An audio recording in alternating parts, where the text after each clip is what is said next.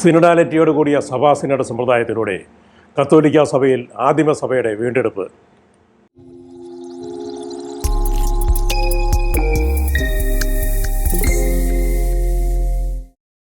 പ്രിയപ്പെട്ടവരെ, സത്യധ്വനി വീഡിയോകൾ ഒന്നിടപെട്ട ശനിയാഴ്ചകളിലായിരുന്നുവല്ലോ പോസ്റ്റ് ചെയ്തിരുന്നത്.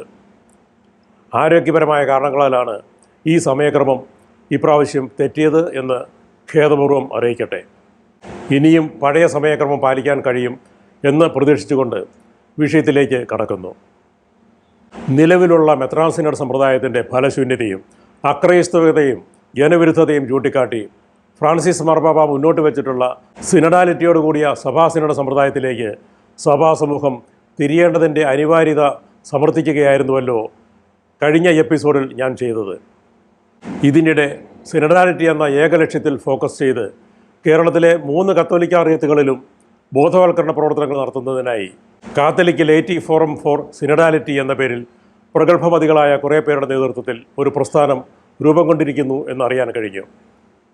അതിലുള്ള സന്തോഷമാണ് ഇതേ വിഷയത്തിൽ മറ്റൊരു വീഡിയോ കൂടി ചെയ്യാൻ എന്നെ പ്രേരിപ്പിച്ചത് എന്ന് പറയട്ടെ. സഭയിൽ നിലവിലുള്ള പ്രശ്നങ്ങൾ പരിഹരിക്കാനും സഭയെന്നാൽ വിശ്വാസികളുടെ കൂട്ടായ്മയാണ് എന്ന നിർവചനം അന്വർത്ഥമാക്കി സഭയെ ഒരുമിച്ച് ജീവിക്കുന്ന ഒരു കൂട്ടായ്മ സമൂഹമാക്കി മാറ്റാനും ആഗ്രഹിക്കുന്നവർ കേരളത്തിൽ സംഘടിച്ച് തുടങ്ങിയിരിക്കുന്നു എന്നത് തീർച്ചയായും ഏറെ ശുഭോദർക്കമാണ്. ഈ വിഷയത്തിൽ എത്ര കണ്ട് എഴുതപ്പെടുകയും പറയപ്പെടുകയും ചെയ്യുന്നുവോ അത് അത്ര കണ്ട് ഗുണം ചെയ്യും എന്ന് ഞാൻ കരുതുന്നു. സിനഡൽ സഭ എന്ന ആധുനിക സഭാസങ്കല്പവും ആദിമസഭാ പാരമ്പര്യങ്ങളും തമ്മിൽ ഒന്ന് താരതമ്യം ചെയ്ത് നോക്കാനുള്ള ഒരു പരിശ്രമമാണ് ഞാനിന്ന് ഈ വീഡിയോയിൽ നടത്തുന്നത്. ഫ്രാൻസിസ് മാർപ്പാപ്പയുടേത് പുതിയ സഭാപ്രബോധനമാണെന്ന് കാണുമ്പോഴും സിനഡൽ സഭ അല്ലെങ്കിൽ ഒന്നിച്ച് സഞ്ചരിക്കുന്ന സഭ എന്ന ആശയം ആദിമസഭയുടെ വിശുദ്ധ പാരമ്പര്യങ്ങൾ ഇന്നത്തെ സഭയിലേക്ക് കാലാനുസൃതം വീണ്ടെടുക്കുക എന്ന ലക്ഷ്യത്തോടെയുള്ളതാണെന്ന് കാണാൻ കഴിയും. ആദിമസഭയുടേതുപോലെ വിശ്വാസികളുടെ സമൂഹം ഒരേ ഹൃദയവും ഒരേ ആത്മാവുമായി വ്യാപരിക്കണമെങ്കിൽ അവർ ആദ്യം ഒരു കൂട്ടായ്മ സമൂഹമാകേണ്ടതുണ്ട്. അതിന് പരസ്പരം ശ്രവിച്ചും സംവദിച്ചും ഒന്നിച്ച് തീരുമാനങ്ങളെടുത്തും നടപ്പാക്കിയും കൈകോർത്ത് ജീവിക്കേണ്ടതുമുണ്ട്. സഭാജീവിതത്തെ അതിനുള്ള വേദിയാക്കാനുള്ള ബോധപൂർവമായ പദ്ധതി എന്ന നിലയിലാണ് സഭയുടെ എല്ലാ തലങ്ങളിലും സിനഡാലിറ്റിയോട് കൂടിയ സിനഡ് സമ്പ്രദായം നടപ്പാക്കണം എന്ന ആഗോള കത്തോലിക്ക സഭയുടെ ആധികാരിക പ്രബോധനത്തെ നോക്കിക്കാണേണ്ടത് എന്ന് തോന്നുന്നു. ആദിമസഭയിലേക്ക് നോക്കിയാൽ മുഴുവൻ സഭയുടെയും കൂട്ടായ്മയിലായിരുന്നു ഓരോ തീരുമാനവും എടുത്തിരുന്നത് എന്ന് കാണാൻ കഴിയും. യൂദാസിന് പകരം സ്ലീഹന്മാരുടെ ഗണത്തിലേക്ക് മദ്ധ്യാസിനെ തിരഞ്ഞെടുത്തത് ഒരുമിച്ച് കൂടിയിരുന്ന 120ഓളം വിശ്വാസികൾ ചേർന്നായിരുന്നുവെന്ന് അപ്പോസ്തല പ്രവർത്തനങ്ങളിൽ നാം കാണുന്നു. പിന്നീട് 12 സ്ലീഹന്മാരും ചേർന്ന് തങ്ങൾ സഭയുടെ ഭൗതിക ഭരണത്തിൽ നിന്ന് ഒഴിവാകുകയാണ് എന്ന് പ്രഖ്യാപിച്ചതിനെ തുടർന്ന് അവരുടെ തന്നെ നിർദ്ദേശപ്രകാരം 7 ഡീക്കന്മാരെ അതിനായി തിരഞ്ഞെടുത്തതും വിശ്വാസി സമൂഹമായിരുന്നുവല്ലോ. ഇപ്രകാരം സഭയുടെ ആധ്യാത്മിക ശുശ്രൂഷകരെയും ഭൗതിക ശുശ്രൂഷകരെയും തിരഞ്ഞെടുക്കുന്നത് സഭാ കൂട്ടായ്മ തന്നെ എന്ന പാരമ്പര്യം ആദിമസഭയിൽ വ്യവസ്ഥാപിതമായി.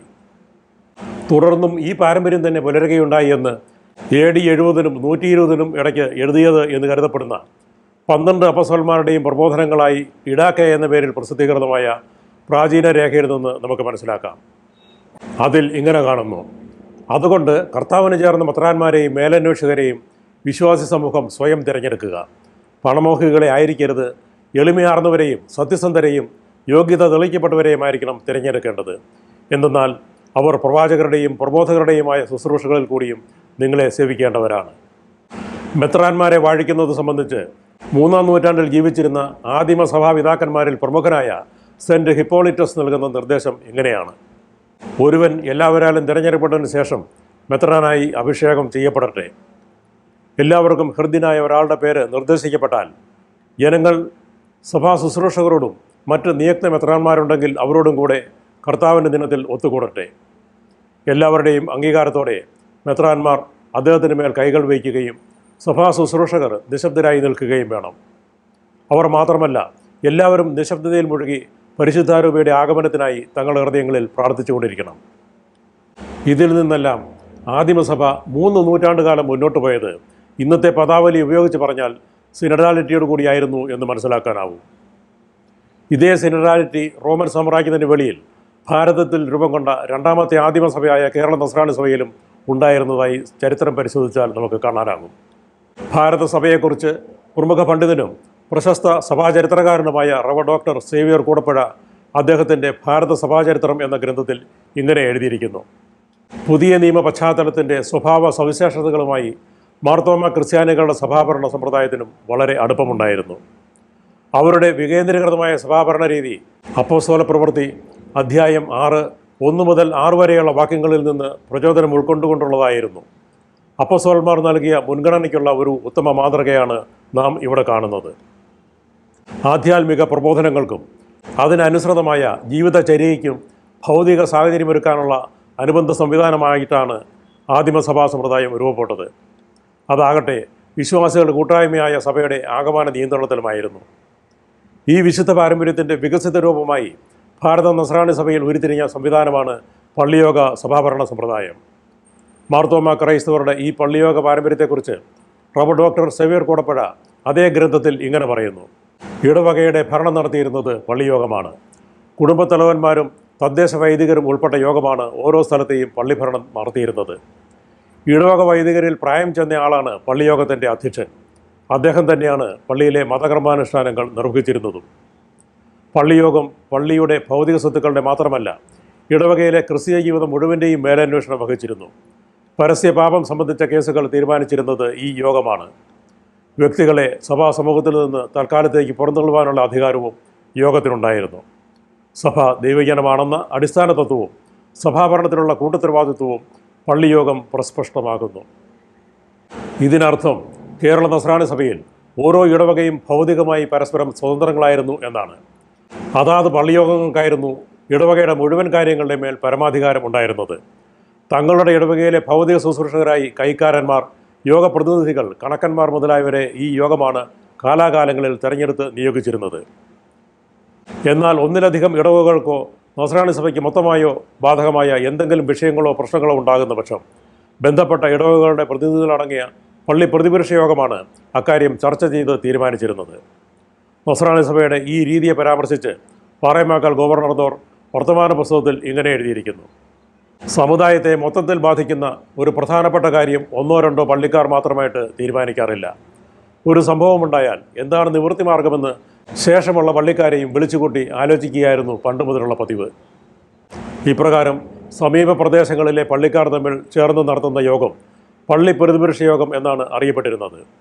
പ്രാദേശിക തലത്തിലും ആകമാന നസ്രാണി സഭാതലത്തിലും എന്നിങ്ങനെ 2 തട്ടുകളിലായി പള്ളി പ്രതിപുരുഷ യോഗങ്ങൾ ഈ സഭയിൽ നിലനിന്നിരുന്നു. അവയ്ക്ക് ആധ്യക്ഷം വഹിച്ചിരുന്നത് യാദിക്ക് കർത്തവ്യൻ എന്ന തിരഞ്ഞെടുക്കപ്പെട്ട സ്ഥാനിയായിരുന്നു.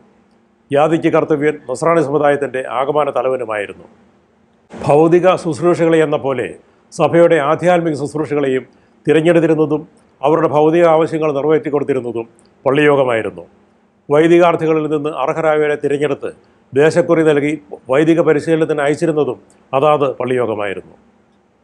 ഇതെല്ലാം സൂചിപ്പിക്കുന്നത് സഭയുടെ ആധ്യാത്മികവും ഭൗതികമായ എല്ലാ കാര്യങ്ങളിലും ഭാരത നസ്രാണി സഭയിലെ ദൈവജനം രാജകീയ സ്ഥാനത്തായിരുന്നു എന്നാണ്. ആധ്യാത്മിക തേജസ്സും ഭൗതിക ശ്രേയസ്സും കൈകോർത്ത് വളർന്ന ഭാരത നസ്രാണി സഭാ സംസ്കാരത്തിൽ ക്രൈസ്തവമായ സമഭാവന നിറഞ്ഞു നിന്നിരുന്നു എന്നത് എടുത്തു പറയേണ്ട കാര്യമാണ്. അൽമായ വൈദിക വിഭജനമോ ദൈവജനത്തിനിടയിൽ ഏറ്റക്കുറച്ചിൽ ധ്വനിപ്പിക്കുന്ന പദങ്ങൾ പോലുമോ ഈ സഭയിൽ ഉടലെടുത്തില്ല. തുല്യതയുള്ളവർ, ബന്ധമുള്ളവർ, തമ്മിൽ ഇണക്കമുള്ളവർ എന്നൊക്കെ അർത്ഥം വരുന്ന ഇണങ്ങർ എന്നാണ് വിശ്വാസികൾ അറിയപ്പെട്ടിരുന്നത്. പട്ടക്കാരൻ എന്ന പദത്തിന് ദാസൻ, ശുശ്രൂഷി, പ്യൂൺ എന്നൊക്കെയാണ് ഗുണ്ടർഡിൻ്റെ നിഘണ്ടുവിൽ അർത്ഥം നൽകിയിരിക്കുന്നത്. ആധ്യാത്മിക ശുശ്രൂഷകരെ ഗുരുസ്ഥാനീയരായിട്ടാണ് മാർത്തോമ നസ്രാണികൾ വീക്ഷിച്ചിരുന്നത്, ലൗകിക സ്ഥാനികളായിട്ടല്ല. പറഞ്ഞു വന്നത്, നമ്മുടേതുൾപ്പെടെ 2 ആദിമസഭകളിലും വിശ്വാസികളുടെ കൂട്ടായ്മ സമൂഹങ്ങളായാണ് അല്ലെങ്കിൽ സിനഡൽ സഭയായാണ് ക്രൈസ്തവ സഭ പുലർന്നിരുന്നത് എന്നാണ്. 2ഇടത്തും ശുശ്രൂഷ സംവിധാനമായിരുന്നു ഇന്നത്തേതുപോലെ ആധിപത്യ സംവിധാനമായിരുന്നില്ല ഉണ്ടായിരുന്നത് എന്നാണ്. അതുകൊണ്ട് തന്നെ ഇന്നത്തെ സഭയിൽ സിനഡാലിറ്റി സമ്പ്രദായം കൊണ്ടുവരികയെന്നാൽ ആദിമസഭാ ചൈതന്യവും കൂട്ടായ്മ സംവിധാനവും വീണ്ടെടുത്ത് സഭയെ വീണ്ടും യേശുവിൻ്റെ സഭയാക്കുക എന്ന് തന്നെയാണ് അതിനർത്ഥം. പാശ്ചാത്യ സഭയുടെ കടന്നുകയറ്റ ചരിത്രഗതികളിൽപ്പെട്ട് തനത് പൈതൃകങ്ങളും പാരമ്പര്യങ്ങളും നഷ്ടപ്പെട്ടുപോയ പൗരസ്ത്യ ദേശത്തെ സഭകളോട് അവ വീണ്ടെടുക്കാൻ 2ാം വത്തിക്കാൻ കൗൺസിൽ ആഹ്വാനം ചെയ്യുകയുണ്ടായി.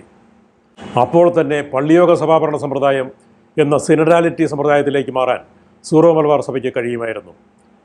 എന്നാൽ ഈ സഭയുടെ പൈതൃക പാരമ്പര്യങ്ങൾ കൽദായ സുറിയാനി സഭയുടേതാണെന്ന വിദണ്ഡവാദമുയർത്തി അതിന് ഇടങ്കോലിടുന്ന ഒരു സമീപനമാണ് നമ്മുടെ കുറേ മെത്രാന്മാർ പൗരസ്ത്യ സംഘത്തിൻ്റെ ഒത്താശയോടെ സ്വീകരിച്ചത്.